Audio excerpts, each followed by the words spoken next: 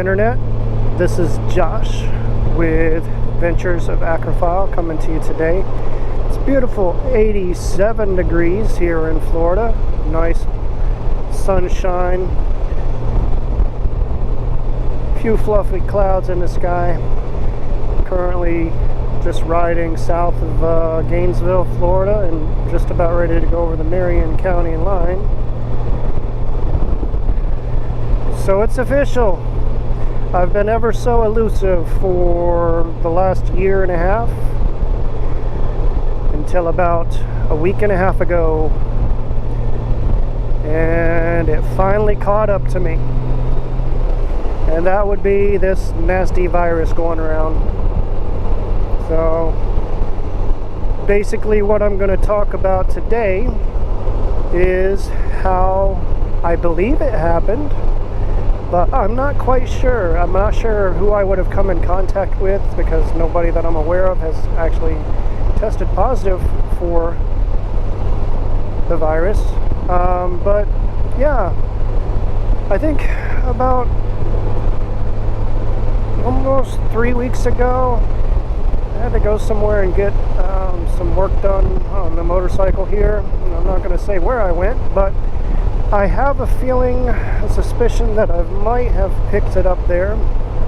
But it took about 7 days or so from that date for me to show the first signs, and this is what I experienced. I started feeling about 6 or 7 days after I had to get the work done on the bike, and I was hanging around some dealership and getting stuff out of the vending machine and stuff like that. I was being very careful to ensure that I had washed my hands on a regular basis, but it's not foolproof that you're not going to get in contact with it, but take the steps that you need to try to keep yourself from it. But basically what I started feeling like is about 7 days after I was in that location, I started feeling extreme fatigue, like I was really tired and I hadn't slept enough. And that was on a Saturday. On a Sunday, I felt really groggy all day, but I was still feeling kind of fine. I just equated it to maybe I was just not getting enough sleep. Maybe I was having some restless sleep at night or something. But make sure nobody's coming. All right.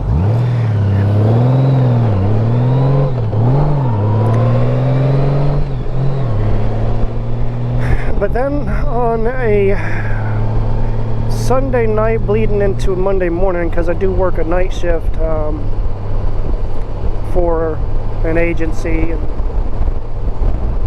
when I ended up getting to about 3 o'clock in the morning, I started having this slight itchy sensation in my throat, and I equated it to seasonal allergies, because I have had a problem with seasonal allergies, and it started off as though that's what it might have been.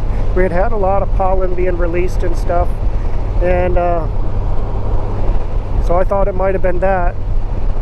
But I had a little itch in my throat. It wasn't really causing me to cough too much, but there was just an occasional little gruff that it would just cause me, like there's irritation in my throat.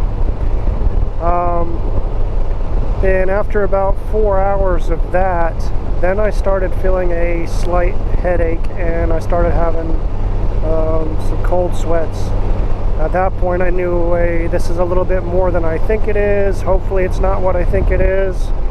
But I'm just going to go home after work, and I'm going to sleep it off and take my shower and just see what happens. Well, by the time I had made it home, I started running a fever of 100.5, and normally I would take some medication to try to knock the temperature down, but I'm figuring my body's natural reaction to try to fight something off is to elevate the temperature as long as it's not too extreme. So I was just going to let it run its course. And within a couple hours from that point, then I started running a fever of 101.2. If it got to 101.5, then I would have definitely taken some medicine then, but it never made it above 101.2, and I was able to, you know, ride it out for almost 14 hours straight, and then the fever finally broke. But what I was dealing with during that fever was a headache like I hadn't experienced before. I know it had a little bit to do with the fever that I was running, but also, if y'all have ever eaten anything really cold and it sent a pain to your temples, behind your eyes, what they call a brain freeze, I had a mild brain freeze for almost 14 hours straight, and I could not get that pain to go away. Little kid was just waving at me. It's pretty cool. It's nice that you see people out that, just young children, seeing you on a motorcycle waving at you, you know, you just made their day. With that being said, it's like I had a mild brain freeze for 14 hours straight, and finally once the fever broke, then I was okay, but I still wanted to make sure that of what it might have been, so I went ahead and scheduled a test, and I went and got tested the following morning, which was a Tuesday morning, and I did the rapid test, and unfortunately within 20 minutes it came back positive. So at that point I had to quarantine for an additional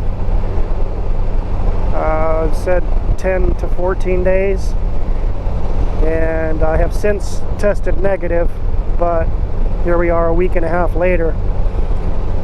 But yeah, I wasn't able to avoid it. I had been avoiding it for over a year and a half, and unfortunately it did catch up to me. But I'm not going to say that it's not bad. It actually has its challenges, and I could see how if anybody's already got some underlying issues, especially in their respiratory, that it could cause a major problem. So y'all be careful out there. Make sure that you follow the CDC guidelines and washing your hands as often as you can. Keep your hands away from your face. Wear your mask in public. I know your mask isn't technically going to be blocking stuff from getting to you. It may help a little bit. But masks, from what I understand, are used so that you don't spread it to others should you have come in contact with it and you're not aware of it. But definitely wear your masks. I know there's a debate out there as whether you should have to or not, but me, actually, since I experienced that virus, it's not fun. It is painful. There was a little bit of labored breathing, but it wasn't major. I didn't pay it a lot of attention or try to focus on it too much and worry about it, because usually if you start focusing on it, then it could make it worse. So I tried to focus on getting healthy, drinking hot broths to soothe my throat, eating healthy, getting as much rest as I possibly can, and also obviously you have to social distance during that time. So like I said, just be safe out there, people. It's not everybody's going to be able to avoid it. I hope in your cases you will, but definitely stay on top of keeping your hands clean, and doing what you can to try to ensure you don't run into these issues either. So I'm healthy, I'm back on the mend, and I'm out for a beautiful ride today. So this is the social distancing of social distancing right here. I've got nobody within 6 feet of me, and I'm by myself. So with that being said, I appreciate y'all joining me today. Be safe out there, and I wish all y'all luck, and I'll see you on the next video. So y'all take care. This is Josh of Adventures of Aquaphile signing out. Peace.